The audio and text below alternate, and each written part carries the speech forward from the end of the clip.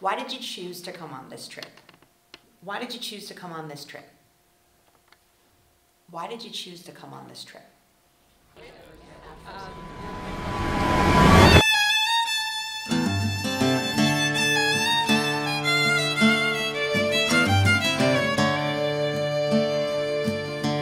I may be the last one who can say that I rode the trains or marched with my congregation through a black forest rain,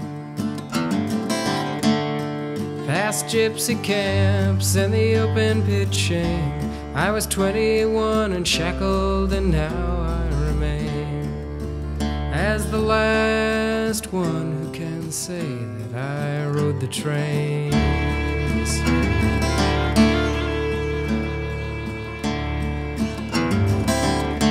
I may be the last one who can say that I saw the ash or felt the fresh cut of barbed wire in no man's land, between all the farms gone blind and afraid to see. I'm forever challenged by the quest to turn our players into leaders, to help them become better leaders. And what a tremendous opportunity to gain a tremendous perspective on an historical event that, in my judgment, is probably the most horrific event in the history of man, and to see how they can become the leaders in their generation of living the message that this can't happen again. When Coach first came to you with the idea of spending part of your summer break in Auschwitz, what was your first reaction? Personally, I was extremely excited. Just knowing that we were going to be given the opportunity to take such a unique trip as a group of guys, and just to continue to strengthen our bond whilst learning about probably the most heinous period of history in the world, and just knowing that we were going to have an opportunity to grow as people, to see such an incredible example through Eva and her story. We were all filled with excitement, and personally, as a person who's always wanting to just become, you know, more wiser and filled with wisdom, and hopefully being able to give back eventually, I was extremely excited at the opportunity. I was excited at the opportunity. I was also scared, but I was intrigued because I've heard stories about what went on during the Holocaust, but I never imagined getting a personal look at what actually took place.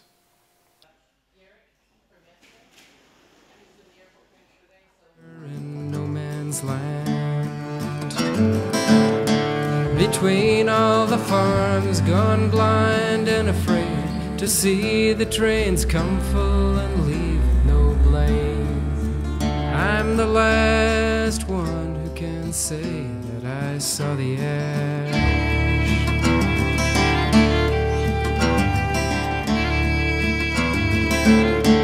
At centuries, and though our births were not noted, our deaths as survivors must not be forgotten. Blood in mass graves will soak past the bottom by the time all the names of our towns. We've spent the day today, and we'll spend the day tomorrow, remembering the past and everything that took place here. And now it's our turn to give a gift back. It's our turn to do something. It's our turn to protect the future. We need to take care of each other. We're all different, but we share one thing in common. We're all members of humankind. And as members of humankind, we owe it to one another. We owe it to the people who lost their lives here. We owe it to the future to care for each other, to show respect, to show human dignity, and to never let something like this ever happen again.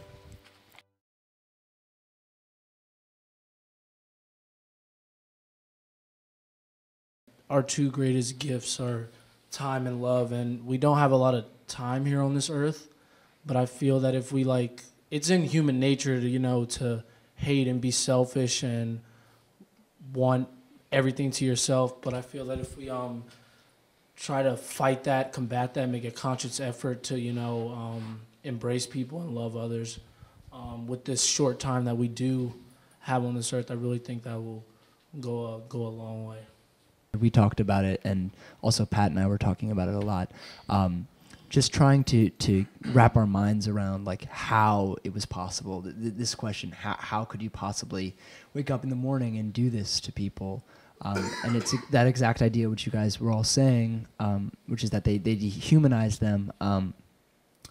But something I was really thinking about is, I was talking about what, in my opinion, what makes us humans is our ability to empathize, which to me seems like something, and this may be naive, but something that's almost impossible to get rid of.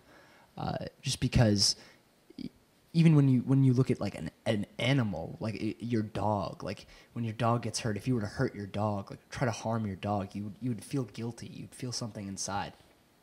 And it's shocking to me that the dehumanizing was so strong amongst the Nazis that they were able to do this to all these people. Not one person, not 15 people, but millions of people over this short amount of time. And in a way, they became less human themselves in doing that, in my opinion, because they rid of all sense of empathy, all sense of care, which is so important to how we are as people. When you talk about who's in your circle or not in your circle, is people that have different beliefs than you, or you disagree with what they believe in or what they represent, and does that push them to such a point that you can't think of them as a person anymore? I think that's something we're really struggling in the U.S. and that's, as I've walked around, just the way that people were treated during the Holocaust. It's just, if we are people of faith, and there's all different flavors of faith, but if our world and our country, thinks that we're people of faith, well, the first thing is, there's a higher power, but then the second thing is, because of that, how do we treat other people? Golden rule, what you do to the least of my brothers, you do unto me. I mean, you're higher, you're God. Everything that we've watched today and yesterday and thought about for the last couple of weeks, it totally goes against that. I think another way we can help each other is by talking to different people we're not familiar with. I think in today's world and in the past, people have been afraid to stretch out and talk to other people they're not familiar with, and as we've seen, has horrific effects. It's important that we take a step back and realize that the world doesn't revolve around us, and I think it's difficult to interact with everyone or learn about everyone's problem, but we tend to generalize people and put a bunch of people into this same group. But I think it's important that we put ourselves in individual shoes. I'm the last one who can say that I saw.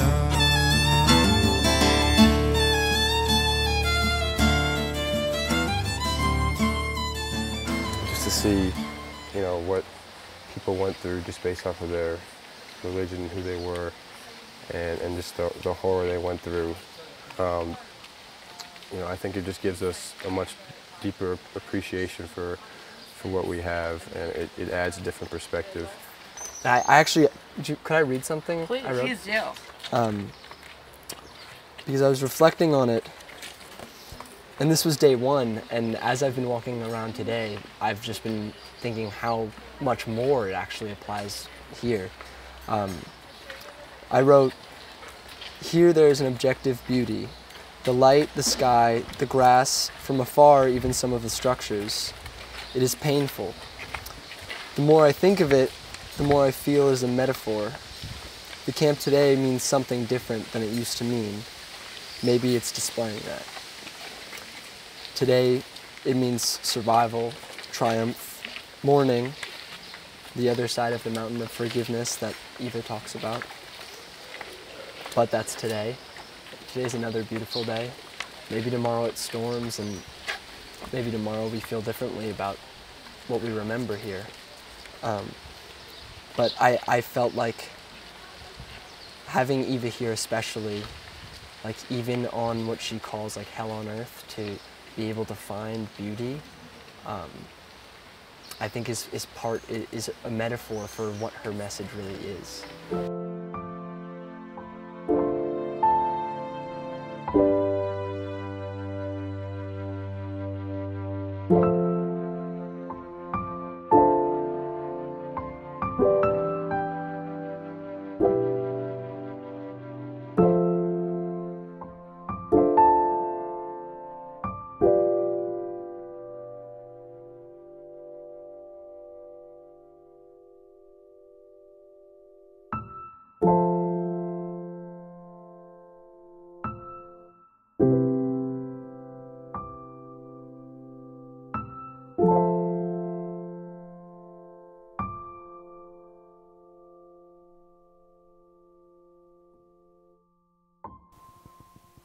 The most memorable part was probably just the scariest part, hearing about the fact that they were so efficient and so heartless in the killing, because to me that showed the actual cruelty that they had, because they just went about it as if it was daily business. At some points it was hard for me to really like put myself like in what was actually going on, because everything just seemed so horrific. It just seemed not real, but seeing the hair really like was kind of surreal for me, and I honestly got really sick when I saw it. I got really nauseous, and I felt like everything. I feel that way right now. I'd say walking in the gas chamber in Auschwitz 1, we walked in to the right, and then it's not a very high ceiling. It's a pretty long, probably like 50, 60 feet. And then you look up and you see the places where they drop the Zyklon B, the gas, into the chambers. And that's a view that thousands of people had. Maybe one of the last things they saw. And being able to, seeing that was, I didn't really know what to think at first, but then I kind of just, it hasn't really hit me yet, but I just think that it's just it's awful. I mean, it's sick, like that happened to people, and walking through that it was tough, and I think it's really important. That's another reason I came on the trip, to learn more about it, and so like no more people have to really see that and go through that. And I can never put myself in the shoes of any of the people who went through what they went through, but when you see the shirt that's the same size of what my daughter wears, it's unbelievable. And it's horrific.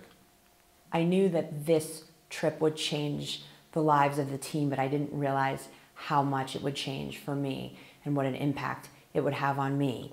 And I consider myself incredibly lucky to have had this experience. Thank you to Eva for sharing her story, and thank you to the Davidson basketball players and coaches for coming with us, and for your willingness to reflect upon the past, to protect the future, and to make sure what we saw these last 3 days never happens again. So thank you. I always say when I'm 40 at the dinner table, I want to be able to talk about other things besides basketball.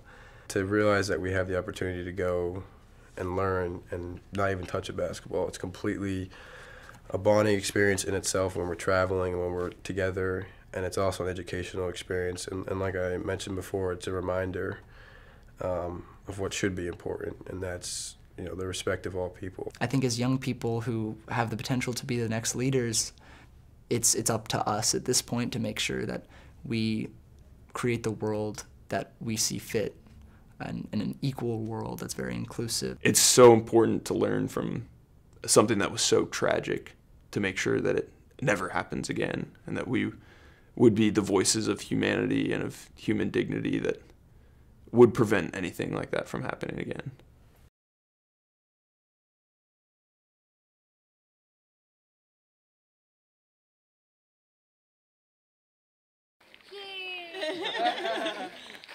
The Victoria Parade for the Wildcats. Yeah. For the future. That's right. Hooray! Thanks to our friends at the Maimonides Institute, we have the experience to learn firsthand about injustice, genocide, and torture. In textbooks our pictures are anonymous, quiet and flat. And black and white grains remain families splintered and shattered. But to look in the eye at it that's past and done, it's second-hand memory for those who are too young to have stood in the gas wearing a star, or heard our names called from the cattle cars, to be left for fillings and piles of shoes, or feel our memories dying at centuries' end.